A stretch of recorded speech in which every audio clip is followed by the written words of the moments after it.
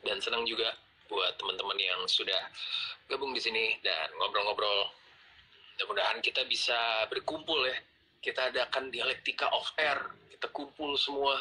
Kita ngobrol-ngobrol, ntar saya kenalin sama tim-tim dari berbagai kultur yang biasa ada di belakang layar. Orangnya gemes-gemes. Oke. Sekarang saya ngomong di 10 menit terakhir. Mudah-mudahan cukup. Oke. Yang saya mau ngomongin di sini adalah tahun 65, asal kalian tahu, itu GDP Korea itu tuh lebih rendah daripada Ghana.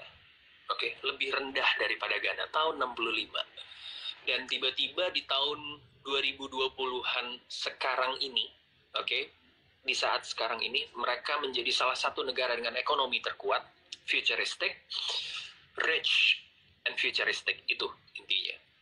Ngomongin masalah entertainment nih, nggak usah kita kayak saya yang tulis kemarin, nggak usah kita ngomongin lagi lah, hatam kita kalau ngomongin masalah entertainment mereka tuh top notch gitu ya. Dari mana itu? Banyak yang akhirnya mengedukasi saya, dari mana ya mereka berasal, bang? Pemerintahnya mereka udah bilang, kayak tadi Mbak Nurul bilang, pemerintahnya itu sudah bilang di tahun 97 saat terjadi krisis, semua negara kena krisis, mereka udah bilang bahwa mereka akan bertarung itu di area teknologi sama entertainment. Dan mereka soft power mereka yang mereka kencengin. Mereka nggak akan kencengin di militer, mereka nggak juga oke dengan sumber daya alamnya, tapi mereka tahu gitu, mereka akan bertarung di dunia melalui entertainment dan teknologi. Nah, akhirnya kalau boleh saya ada contekan sedikit di sini. Mereka punya Ministry of Culture and Sports untuk support entertainment industrinya. Ya kan? Kenapa akhirnya kayak begitu? Salah satu kekuatan yang akhirnya ngebuat entertainment Korea itu tuh berada di tingkat yang paling top notch, ternyata saya baru dikasih tahu. Bang, yang mantep itu adalah kerja para agensinya. Gitu. Agensi yang ada di sana itu selain support dari pemerintah, mereka adalah orang-orang yang ngebuat formula, yang ngebikin formulanya, yang kemudian ngebuat, saya tahu istilah baru loh, namanya trainee. Jadi idol-idol sebelum mereka tuh tampil, mereka direkrut dari umur yang sungguh sangat muda, mereka di training, oke? Dan mereka tuh dinamakan trainee, para idol itu. Digodok 3 tahun, mungkin 4 tahun atau 2 tahun. Jadi akhirnya mereka pada saat pemunculan pertama, sekeren itu. Apa aja yang diajarin? Yang diajarin ya ngedance, terus sudah kayak gitu, gimana cara mereka ngomong di depan publik, gimana cara mereka nyanyi, gimana cara mereka berlaku. Yang dibentuk adalah personanya. Akhirnya treatment seperti itulah yang ngebuat kayak, oke, dari sisi musik akhirnya adalah BTS, adalah Suju, ada kemudian Big Bang, ada kemudian Blackpink, ada kemudian SNSD, ada siapapun yang akhirnya kamu tahu, grup yang akhirnya sekarang kamu idolai. Tapi di satu sisi, mudah-mudahan cukup nih ya 8 menit, ada suatu hal yang dari kinerja mereka itu apa yang bisa kita tiru. Siapkah kita untuk stres? Karena stres level di sana juga dari pembicaraan tadi saya bersama tim gila-gila gitu. Karena mereka tuh pengen banget, kompetitif sekali. Siapkah kita untuk berkompetisi? Siapkah kita untuk konsisten? Karena di sana beauty standardnya itu yang akhirnya ngebuat saya dan tim tuh kayak, wah gila ya, mereka tuh bisa kayak sengaja tuh yang dipajang untuk jaga etalase, untuk jaga di mall, katanya dipilih tuh cowok-cowok yang tinggi-tinggi supaya turis yang kalau misalkan datang ke sana tuh berpikir bahwa oh orang Korea tuh cakep-cakep ya, orang Korea tuh tinggi-tinggi, putih-putih, stigma-stigma yang orang Asia pendek dan nggak keren dan nggak gimana itu diruntuhkan semua. Dan menurut saya itu berhasil. Sampai akhirnya orang tuh berpikir, oh kalau gue pengen operasi atau pengen gimana, beauty standard di tempat mereka itu kan juga hebat banget ya.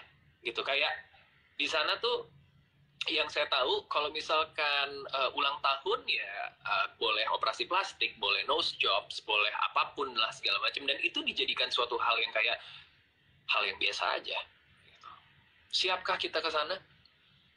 Balik lagi, itu adalah sinergi. manifesto yang harus disiapkan. Umur kita sama, kita young nation, kita bisa dibilang kayak ya nggak young banget, tapi umur sejarah kita bisa dibilang hampir sama gitu. Mampukah kita ada di pencapaian seperti mereka? Saya rasa mampu, harus bisa.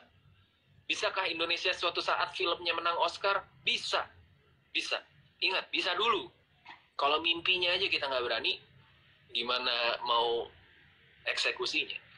Balik lagi, ketika kita ngomongin masalah eksekusi, yang kita nggak bisa copy adalah eksekusinya. Eksekusi setiap ide itu adalah yang paling mahal, karena beda-beda tuh pasti. Orang mengeksekusi sesuatu tuh pasti beda-beda. Kita ngomongin masalah eksekusi, kita pernah mencoba untuk ada di dunia meniru mereka, tapi akhirnya konsistensi yang ngebuat kita ya grup-grup band yang pernah ada di Indonesia yang sedikit mirip dengan Korea itu akhirnya nggak survive gitu kan ya. Nah, dari sisi pemerintah, dari sisi pelaku, semuanya harus bisa bareng-bareng. Kalau ada yang pesimis, nggak kenapa-napa, nggak ada masalah. Tapi saya adalah salah satu orang yang optimis. Apapun yang kita mau lakuin, itu sekarang bisa, asal kalau kata Mbak Nurul tadi, kita sebagai gatekeepernya, dari pertama apa yang bisa kita support dulu buat entertainment kita, itu dulu kita support gitu. Jadi ya kayak gitu. Balik lagi guys, nggak cukup kalau mau ngomongin ini selama 1 jam, nggak bakal cukup. Teman-teman pasti punya hal-hal lain yang yang secara ide itu bisa tertuang. Tapi mudah-mudahan diskusi ini sedikit banyak bisa membuka mata kita, lihat yang berhasil itu di sana, yang kita nikmatin itu dari budaya Korea, itu butuh proses. Dan proses itu, kalau mereka bisa 20 tahun, kita juga harus optimis, kita juga bisa 20 tahun. Tapi yang harus kita siapkan itu manifesto, kita bekerja bareng-bareng, antara pemerintah dan masyarakatnya, punya visi yang sama. Oke? Cukup, itu saja. Terima kasih teman-teman, saya sudah dibiarkan mengikuti pembicaraan saya. Kalian berkumpul di sini,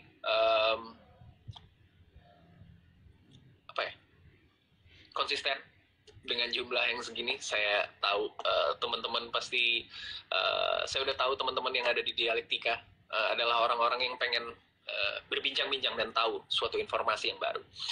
Ngomong-ngomong, ada link di situ, kitabisa.com/berbagikultur. Kalau teman-teman dapat sesuatu dari live ini, please klik link yang ada di bio saya. Bisa donasi berapapun, mau 1 juta, mau 20 juta, mau 5 juta, terserah. Buat orang, kalau misalkan berdonasi itu jangan kita hitung jumlahnya, yang penting sininya ikhlas. Nah itu aja. Oke, kita ketemu lagi di Dialektika berikutnya. Boleh kasih